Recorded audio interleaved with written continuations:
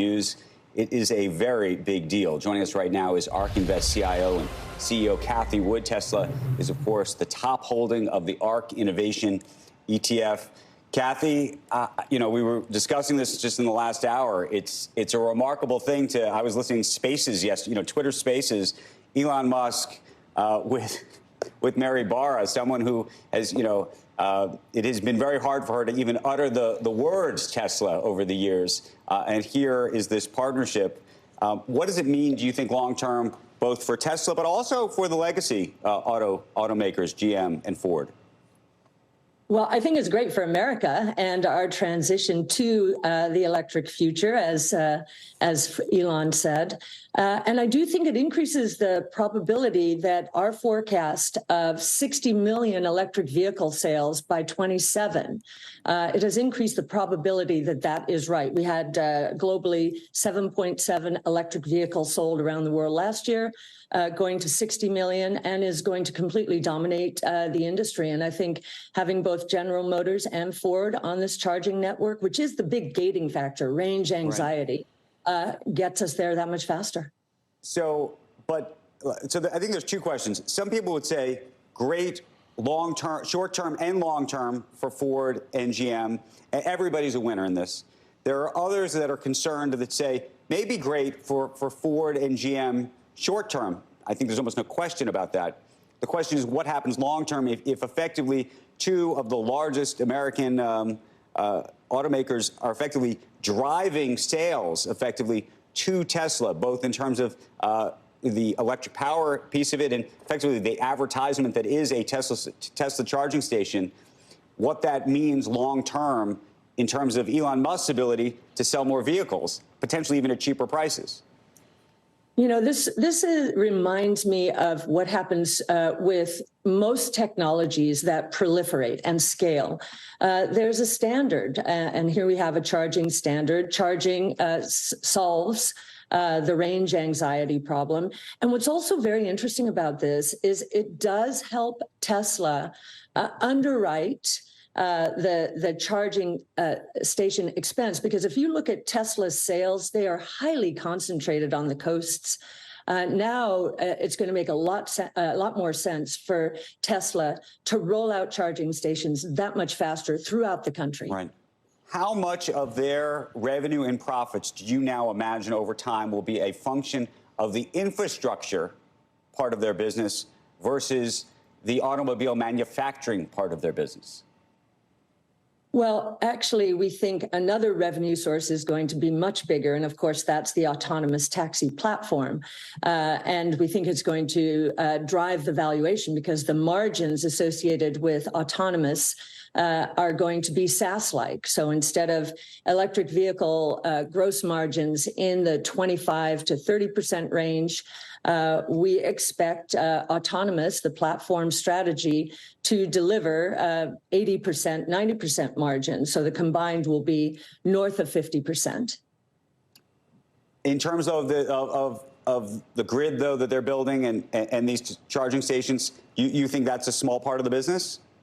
Yeah, and the services that they may be able to layer on at some of those stations? We have not counted. So we are in print at $2,000 in 2027, and we have not counted the possible revenue sources associated with this strategy. And we haven't even done much in the energy storage business away from electric vehicles, because we think the most valuable part of the business will be the scaling of vehicles to create this autonomous taxi platform. Cathie, the other big news of the week, and there are two parts of it, one included you in it, but was the SEC filing a civil case against Coinbase. On the back of that, you picked up some more shares of Coinbase. What's your thesis, and are you effectively betting against the government? No, we're actually betting on the checks and balances inherent in our government. So you've got Gary Gensler, who's appointed by the executive branch, has to be ratified by the Senate. But we now have the judicial system and the legislative system studying and getting involved in this topic. And I think it's great. I think we're going to end up in the right place. Right now, the SEC regulation and uncertainty around it is chasing digital asset business away from this country. And I think the legislative branch understands it. This will be an election year issue. And I think the judicial branch is very interesting in terms of, the Voyager Binance case. The judge basically said, SEC, what are you doing? You can't prevent the sale of assets from this company to this company. The Grayscale case seems very logically going Grayscale's way. So hopefully we get a Bitcoin ETF. Right. And even the Ripple case, Gensler did not mention, or the SEC did not mention Ripple among the securities in these suits. So that's very interesting as well. But Cathie, is your investment thesis when it comes to Coinbase based on the idea that you think the judiciary will rein in the SEC?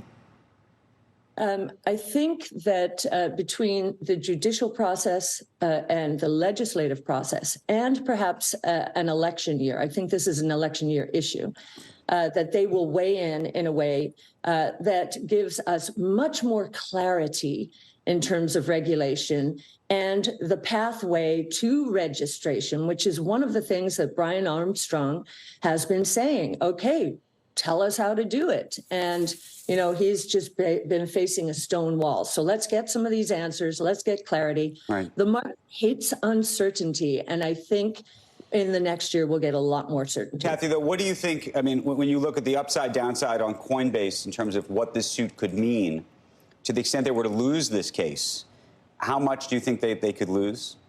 This is going to go to the courts and be in the courts for years and years. If this needs to go to the Supreme Court, Brian Armstrong has said it will go to the Supreme Court, and we think it is that important. Meanwhile, we have Binance, which is in much more trouble from the SEC's point of view than Coinbase is. Coinbase and Binance the suit is about securities on their exchange and not being registered and that sort of thing. But Binance now is being accused by the SEC of some FTX-like behavior, right, which is very interesting. And I see this morning that Binance US has stopped fiat deposits, which from a market share point of view is a benefit to Coinbase. We hope this all gets settled in the next year, and we do hope that Binance has not done some of these things, and that the crypto, and we're starting to use the word digital assets as opposed to crypto, because that's more understandable as parents and grandparents see their children actually buying digital assets away from cryptocurrencies in some of their favorite games. Gary Gensler says dollars are digital. I mean, they're conflating everything now, Cathie. I don't know if you saw that yesterday. He said because most dollars aren't in circulation and they're on they're just entries, that they're digital. I don't know where that got the conversation, but one thing I think will help clarify things, and I think as this goes through the legislative process, this is more of what you'll hear. What the internet financial system is doing, and that's what the crypto ecosystem is building in the layer that the architects of the internet did not include in the early days of the internet as we were building it out in the 90s. And that is the financial layer. Instead, what do we have today? The traditional financial system for a merchant to get a good from his store online website to a customer, there are 9 steps. 2 of them are the merchant and consumer. 7 are toll takers, anywhere from 2.5% to 4%. The internet will make the financial system so much more efficient. And I think as individuals begin to understand that, it will become much more acceptable and will delight the consumer. And that's what always Cathie, let me ask you a separate question, just on the currencies themselves. Bitcoin, by the way, trading right now at $26,566. We've had many a conversation about your expectations about the value of Bitcoin.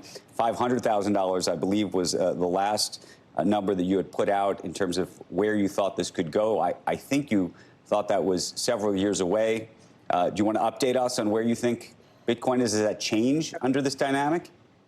So in our Big Ideas 2023, it's on our website, arc-invest.com, you'll find our digital asset forecast. So we expect the Bitcoin price, our base case is 600,000 plus.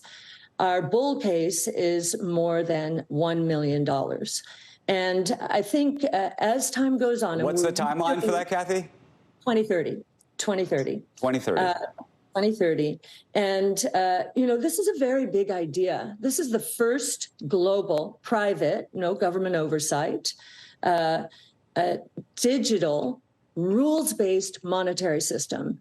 And there's a lot of discipline here in the mathematical metering to get to that. But would you agree, Cathie, in fairness, and you've been very bullish, obviously, on Bitcoin for quite some time, and I think we've had conversations over the years where you had much higher expectations about where Bitcoin would be today. Meaning if we went back and looked 2 or 3 years ago, conversations, you would have talked about Bitcoin being much higher, I imagine, than $26,000, right? Are you disappointed in where things are, and is that changed? In fact, something really important happened very recently during the regional bank crisis.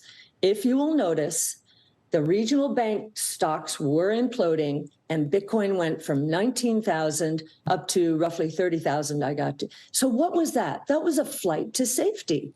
A flight to safety. Think about that. And we think all of innovation is going to be a flight to safety. We talked about Tesla before.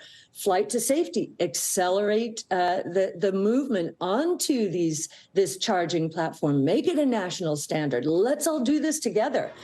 Flight to safety. So I think, our strategies, you mentioned ARKK, actually ARKQ holds more Tesla. That's our autonomous technology and robotics strategy.